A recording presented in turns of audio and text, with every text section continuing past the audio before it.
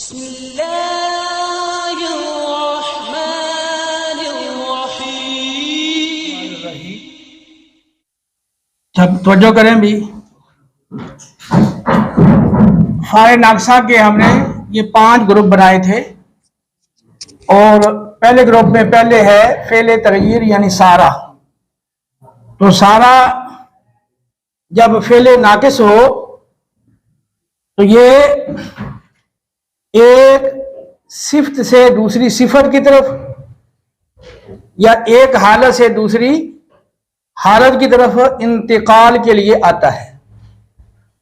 جیسے سار الصبی بالغن، بچہ بالغ ہو گیا۔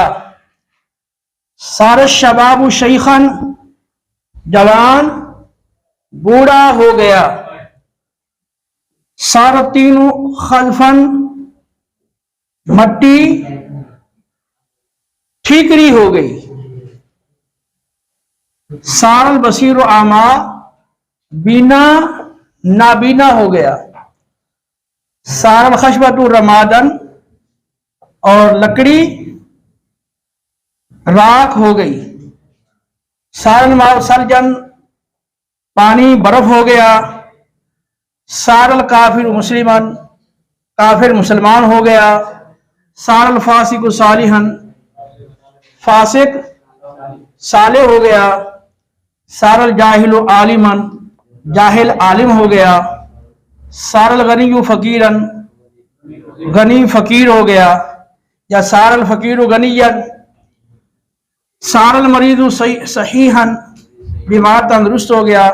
سار الضعیف قویا، کمزور طاقتور ہو گیا۔ سار المسافر مقیما، مسافر مقیم ہو گیا۔ سار النائم مستيقظا، سونے والا بیدار ہو گیا۔ سار القائم جالسا، کھڑا ہونے والا بیٹھنے والا ہو گیا، کھڑا بیٹھنے والا ہو گیا۔ تو اس میں ایک حقیقت سے دوسری حقیقت کی طرف انتقال ہوتا ہے، جیسے مٹی ٹھیکری ہو گئی، یا ایک حالت سے دوسری حالت کی طرف انتقال ہوتا ہے، ایک وصف سے دوسری وصف کی طرف انتقال ہوتا ہے۔ تو جیسے یہ مثالیں ہیں، ان میں اکثر مثالیں وہ ہیں کہ آپ ان کو الٹ کرنا چاہیں تو الٹ بھی کر سکتے ہیں، یعنی اسم کی جگہ خبر اور خبر کی جگہ آپ اسم لے آئیں۔ جیسے اب یہ تو نہیں ہو سکتا کہ یعنی بالغ بچہ ہو جائے یا بوڑھا جوان ہو جائے، یہ نہیں ہو سکے گا۔ جیسے یہ ہے سار البصیر اعمی، تو سار الاعمی بصیرن یہ ہو سکتا ہے۔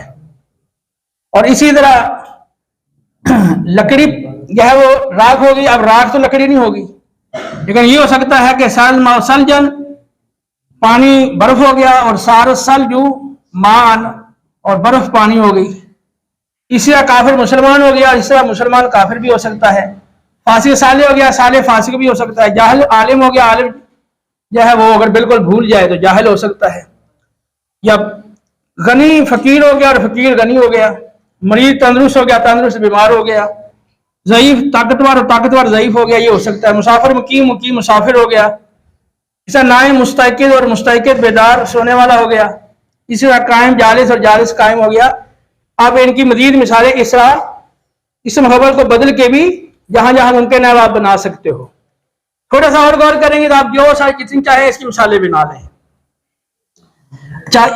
یہ سارا کبھی تامہ بھی استعمال ہوتا ہے، اور جب تامہ استعمال ہو تو پھر اس کو خبر کی ضرورت نہیں ہوتی۔ اس وقت یہ ایک مقام سے دوسرے مقام، ایک مکان سے دوسرے مکان کی طرف، ایک بلد سے دوسرے بلد کی طرف انتقال کے لیے استعمال ہوگا۔ جسے سارا زید من کراچی لاہور، زید کراچی سے لاہور منتقل ہو گیا۔ ایک مکان سے دوسرے مکان کی طرف انتقال کے لیے آئے گا۔ تو من کراچی یا لاہور، یہاں پر آپ من کے بعد کوئی اور مقام لے لیں، الا کے بعد کوئی اور مقام لکھ لیں، اور یہاں سارا زید۔